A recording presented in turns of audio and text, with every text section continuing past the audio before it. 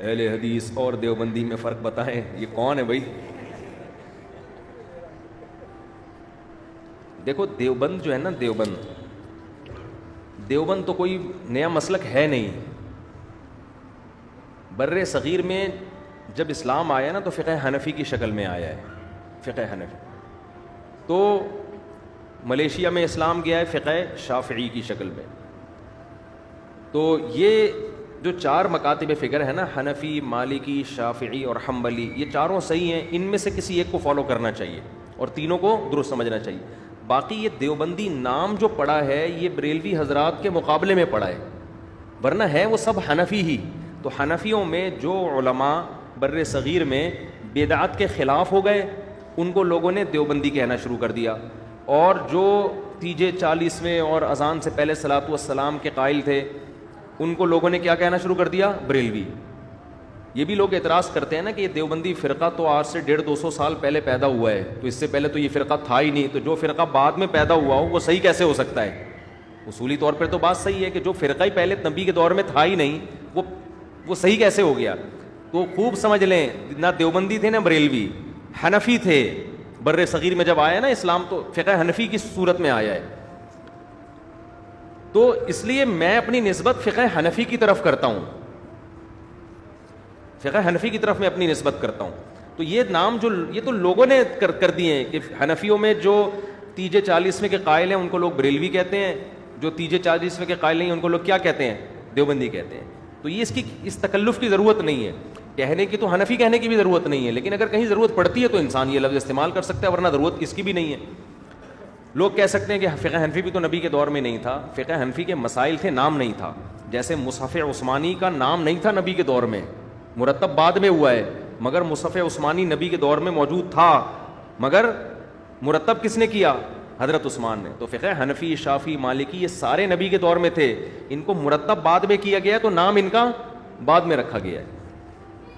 قوالی سننا شرعن کیسا ہے؟ جائز نہیں ہے بھائی. کچھ علماء بریلوی مسلک کے اس کو جائز کہتے ہیں، بس یہی فرق ہے دیوبندی بریلویوں میں. لوگ پھر اسی کی وجہ سے جو یہ چیزیں نہیں کرتے ان کو دیوبندی کہہ دیتے ہیں، جو یہ چیزیں کرتے ہیں ان کو لوگ کیا کہتے ہیں؟ بریلوی کہتے ہیں. اب آپ کی مرضی ہے بھائی، تو کیونکہ اس کی کوئی حد نہیں ہے. ہمارے جو بریلوی حضرات ہیں انہوں نے کہا کہ بھائی اذان سے پہلے صلاۃ والسلام، انہوں نے کہا اس کے ناجائز ہونے کی کیا دلیل ہے؟ تو اس طرح سے دین میں جب ایڈیشن شروع ہوئی ہے تو میں لوگوں سے سوال پوچھتا ہوں کہ اذان ختم ہوتی ہے لا الہ الا اللہ پہ، اگر آپ محمد الرسول اللہ بھی ساتھ میں لگاتے ہیں تو کیا جا رہا ہے؟ اس کے ناجائز ہونے کی کوئی دلیل ہے؟ کوئی حدیث میں ممانعت نہیں ہے. اور کلمہ بھی بڑا اچھا ہے کہ محمد الرسول اللہ صلی اللہ علیہ وسلم، محمد اللہ کے رسول ہیں، کتنا اچھا کلام ہے. لیکن بھائی جو نبی سے جتنا ثابت ہے، اللہ اکبر پہ اذان شروع ہو رہی ہے، لا الہ الا اللہ پہ ختم. تو اس میں آپ کے لیے آسانی ہے. اگر آپ نے اپنی طرف سے ایڈیشن شروع کر دی تو بریکیں کیا ہو جاتی ہیں؟ فیل. تبھی آپ ربیع الاول میں دیکھیں ہر سال بدعتوں میں کمی کے بجائے اضافہ ہوتا چلا جا رہا ہے، کیونکہ جب آپ اصول سے ہٹ گئے نا تو پھر بے لگام ہو گئے. بعض جگہوں پہ تو عید کی نماز شروع ہو گئی، بعض جگہوں پہ کیک کاٹا جا رہا ہے. تو اب خود بریلوی جو سنجیدہ علماء ہیں وہ بھی پریشان ہے کہ یہ جا کدھر کو رہے ہیں، یہ تو ہمارا اینڈ کیا ہوگا؟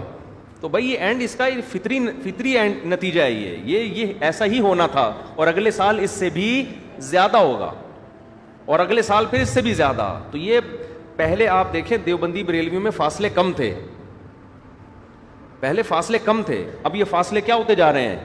کیونکہ خانیوال تک اکٹھے آئے تھے، خانیوال تک انجن چینج ہو گیا، سرگودا والی گاڑی ادھر نکل گئی، لاہور والی ادھر نکل گئی. اب جیسے جیسے سرگودا والی گاڑی سرگودا جائے گی، لاہور والی ٹرین لاہور، تو فاصلے کیا ہوتے چلے جائیں گے؟ بڑھتے. تو وہ تو پھر بھی سرگودا جا کے رک جاتی ہے، یہ تو رک ہی نہیں رہے. تو پہلے تو یہ دیوبندی بریلوی ہندوستان میں ایک سب فقہ حنفی کو فالو کرتے تھے، ان کے اکابر ہمارے اکابر، ہمارے اکابر ان کے اکابر. تو اب کیا ہوا ہے کہ پھر جب جناب احمد رضا خان بریلوی صاحب نے کچھ چیزیں کہا کہ یہ ہونی چاہیے، تو جو ان کے فالوورز تھے انہوں نے وہ کرنا شروع کر دی. ہوتے ہوتے پھر وہ اگلے اسٹیپ میں زیادہ ہو گئی. آپ آج سے 50 سال پہلے کے بریلوی حضرات کو دیکھیں اور آج کے دیکھیں، بہت فرق نظر آئے گا آپ کو. وہ کچھ نہیں تھا جو اب ہو رہا ہے، اور یہ فاصلہ بڑھتے بڑھتے اب پتہ نہیں کہاں جائے، کس انتہا کو جا کے رکے گا. نعتیں دیکھ لینا آج کل کس ٹائپ کی آ رہی ہیں نعتیں. اچھا بھائی